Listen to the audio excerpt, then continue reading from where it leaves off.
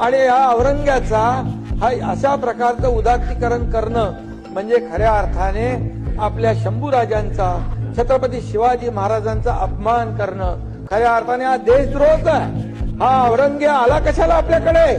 आपल्या महाराष्ट्राचा घास घ्यायला आला, आपले मंदिरं उद्ध्वस्त केली, आया बहिणींची अब्रू लुटली. त्यांनी काय काय केलं?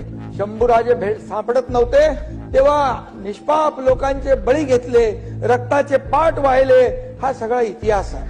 हा सगळा इतिहास असताना औरंगजेबाचं उदात्तीकरण करणं, समर्थन करणं, आम्ही कुठल्याही समाजाच्या विरुद्ध नाही आहे. एक सच्चा देशभक्त मुसलमान पण या औरंग्याचं समर्थन करू शकणार नाही, करणार नाही. खरं म्हणजे अशा प्रकारचं त्याचं कौर्य होतं, अशा प्रकारचं त्याची क्रूरता होती. आणि ज्या शंभूराजांना त्यांनी अनन्वित छळ करून मारलं तरी सुद्धा शंभूराजांनी बलिदान केलं, पण त्याच्या समोर मान झुकवली नाही.